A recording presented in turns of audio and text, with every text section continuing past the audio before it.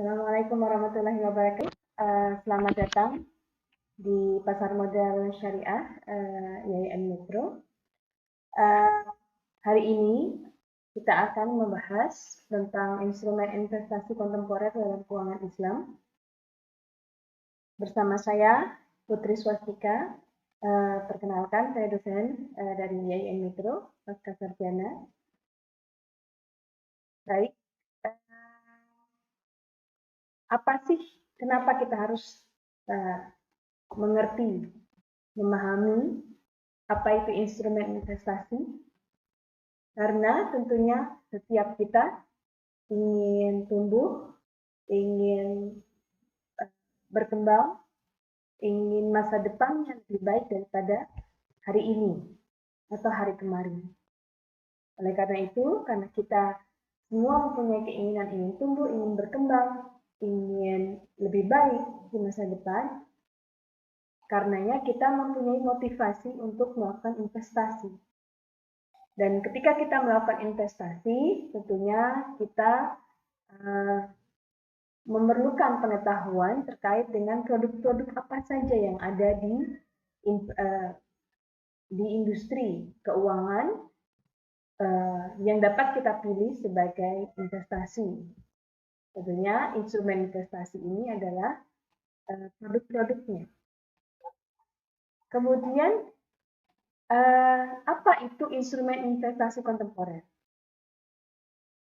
Ada dua hal di sini yang perlu digarisbawahi, adalah yang pertama instrumen investasi dan yang kedua adalah kontemporernya.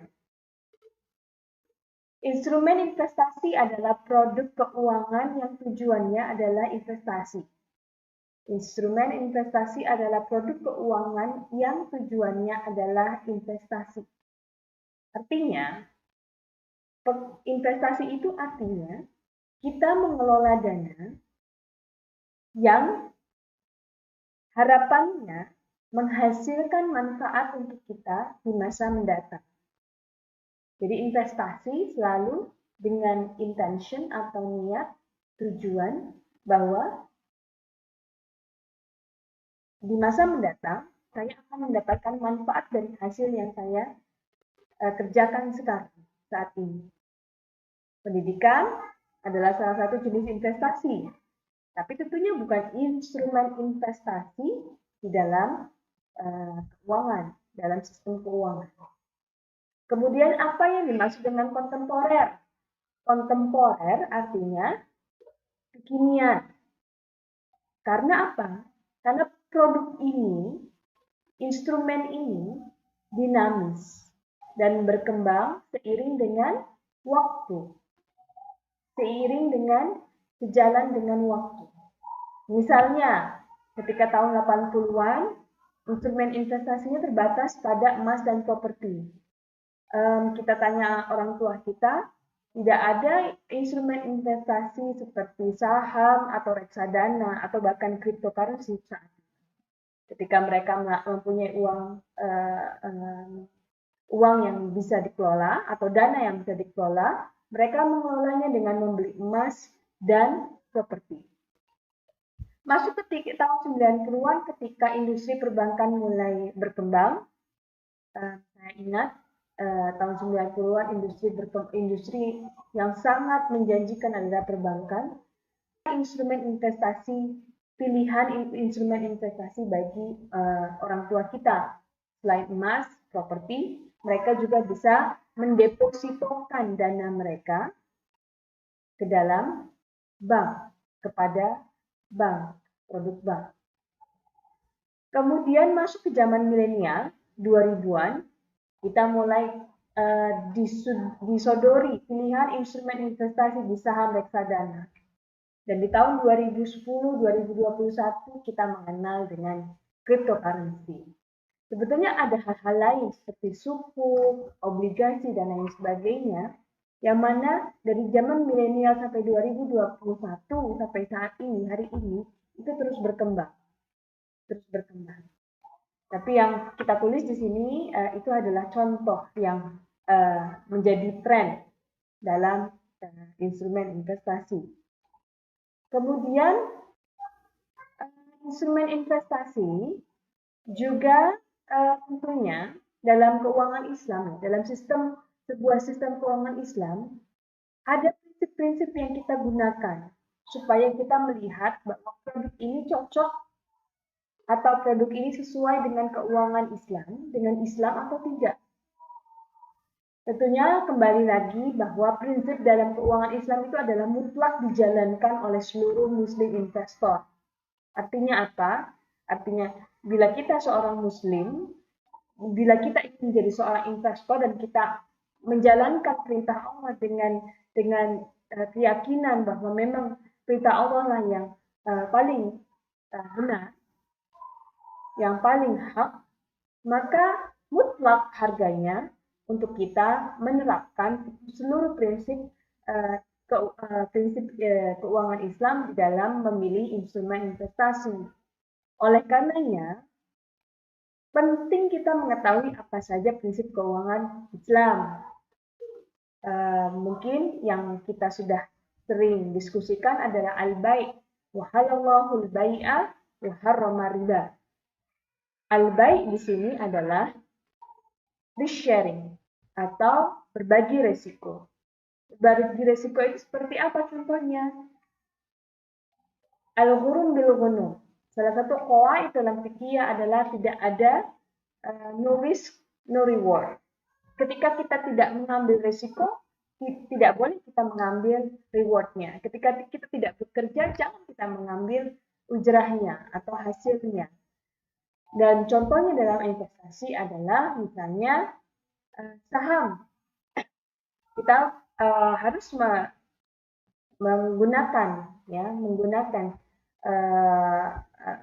kita harus menggunakan hak kita sebagai pemilik dari perusahaan itu untuk cek, untuk kontrol balance, check and balance dari perusahaan tersebut. Bagaimana caranya?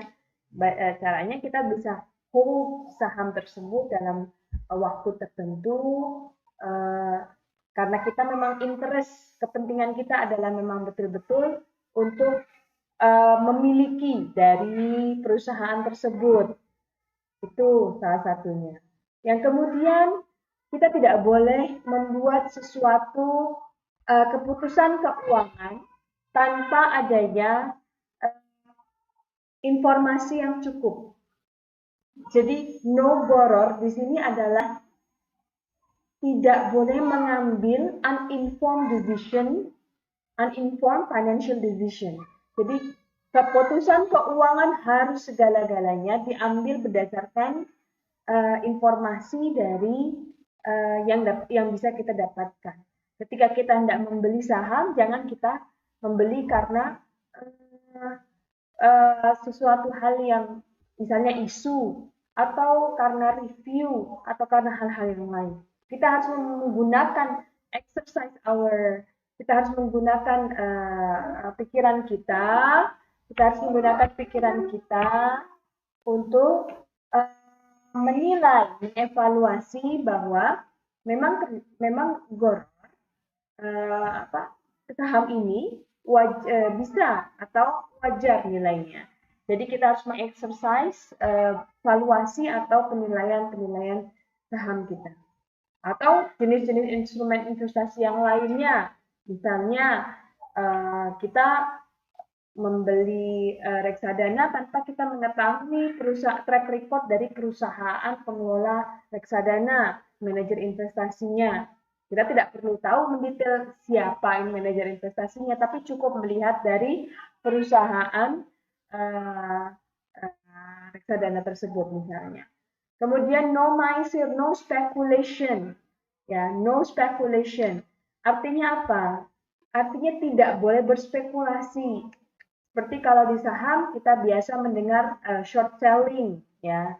Biasa mendengar short selling atau beli jual beli dilakukan dalam hitungan detik atau menit, bahkan nanosecond, nanodetik bahkan. Kemudian kita harus menginvestasikannya secara halal. Artinya kepada halal industri, kepada industri-industri yang tidak punya operasional activitiesnya atau aktivitas operasionalnya tidak melakukan hal-hal yang haram. Kemudian beberapa jenis instrumen investasi juga kita harus ketahui. Pertama, jenis instrumen investasi berdasarkan return atau bagi hasil. Kita mengenal ada fixed income instrument, ada variable income instrument. Apa artinya fixed income instrument? Fixed income instrument artinya produk ini menghasilkan, membawa kepada kita, memberikan kita sebuah pendapatan yang tetap. Pendapatan yang tetap. Jadi misalnya deposito. Deposito adalah jenis fixed income instrument. Kenapa? Karena setiap bulannya kita akan mendapatkan bagi hasilnya dari penempatan dana kita di dalam sebuah lembaga keuangan tersebut atau bank tersebut. Kemudian lain lagi yang fixed income, sukuk misalnya. Setiap sebulan atau 3 bulan, maka sukuk issuer akan memberikan, yang mengeluarkan sukuk, ya, akan memberikan ujrah atau akan memberikan nisbah atau bagi hasilnya kepada pemegang sukuk dan lain sebagainya. Variable income itu tidak menjanjikan pendapatan tetap, tetapi menjanjikan pendapatan dari modal, capital gain misalnya. Contohnya variable income, ya misalnya saham. Dividen itu adalah feature bagi hasil di dalam saham yang mana tidak bisa menjadikan saham itu sebagai fixed income instrument. Karena apa? Karena dividen itu bukan niatannya bukan mencari dividen. Niatan membeli saham itu seyogyanya bukan mencari pendapatan dari dividen, karena pendapatan dari dividen itu biasanya sangat kecil sekali. Kemudian yang kedua, jenis instrumen investasi berdasarkan jangka waktunya atau maturity-nya. Pendek, ada jangka waktu pendek, ada jangka waktu menengah, ada jangka waktu panjang. Nah, apa bedanya? Misalnya, deposito. Deposito itu adalah jenis instrumen investasi dengan jangka waktu yang pendek. Ya, dengan jangka waktu yang pendek. Jadi, karena apa? Karena biasanya deposito itu adalah per bulan, per 3 bulan, sampai 1 tahun. Meskipun itu bisa automated atau secara otomatis di-renew atau diperbaharui lagi, ya, atau rolling lagi, namun dia biasanya pendek. Ya, dia pendek. Deposito itu adalah jenis instrumen investasi jangka pendek. Kemudian yang jangka menengah dan jangka panjang itu banyak. Kita bisa membuat saham sebagai jangka menengah jangka panjang, kemudian reksadana jangka menengah jangka panjang, kemudian sukuk jangka menengah, kemudian yang lain-lain. Seperti membeli properti bahkan bisa kita masukkan ke dalam jangka waktu menengah atau panjang. Kemudian yang jenis instrumen investasi yang ketiga adalah berdasarkan resikonya. Artinya ada yang low risk, ada yang high risk. Maksudnya risikonya rendah, risikonya tinggi. Contohnya apa yang risikonya rendah? Contohnya, instrumen investasi yang berisiko rendah adalah deposito. Kenapa? Karena deposito itu digaranti, dijaminkan. Ada penjaminnya, namanya SPPS, sampai 2 miliar. Jadi kalau ada apa-apa dengan bank collapse, bangkrut, merger, acquisition, dan lain-lain, ada penjaminnya yang memastikan bahwa uang kita aman sampai dengan 2 miliar. Nah, dan juga low risk karena dia bisa dalam jangka waktu pendek itu bisa dilikuidasi.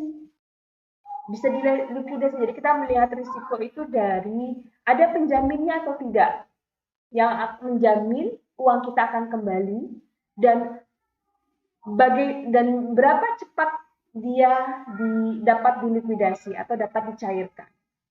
Nah, kemudian ada high risk. High risk tentunya risiko tinggi, ya saham. Saham adalah jenis instrumen investasi yang risikonya paling tinggi. Sekarang ada yang lebih tinggi daripada saham, namanya cryptocurrency. Contohnya cryptocurrency yang sering kita dengar adalah Bitcoin. Itu adalah nama dari currency, dari cryptocurrency. Tapi dia Bitcoin bukan sebuah terminologi, dia adalah merek seperti rupiah, mata uang kita, seperti ringgit, mata uang Malaysia, dan lain sebagainya. Kemudian jenis instrumen investasi apa saja di dalam sistem keuangan syariah? Ada deposito, ada sukuk, ada saham, ada reksadana, ada emas, dan ada wakaf. Termasuk dalamnya cash wakaf link sukuk. Apa saja itu? Deposito kita sudah mengenal, penempatan dana di dalam produk sebuah perbankan, yang mana perbankan tersebut akan menggunakan deposito sebagai dana pihak ketiga untuk melakukan pembiayaan. Kemudian sukuk, apa sih sukuk? Sukuk itu adalah sukuk itu adalah surat berharga yang berlandaskan akad-akad syariah, yang fungsinya atau tujuannya adalah memfasilitasi pembiayaan suatu program atau suatu operasional perusahaan atau bahkan negara. Makanya kita mendengar sukuk itu biasanya dikaitkan dengan negara. Padahal kenyataannya ada banyak sukuk korporasi atau yang diterbitkan oleh perusahaan-perusahaan. Kemudian ada saham.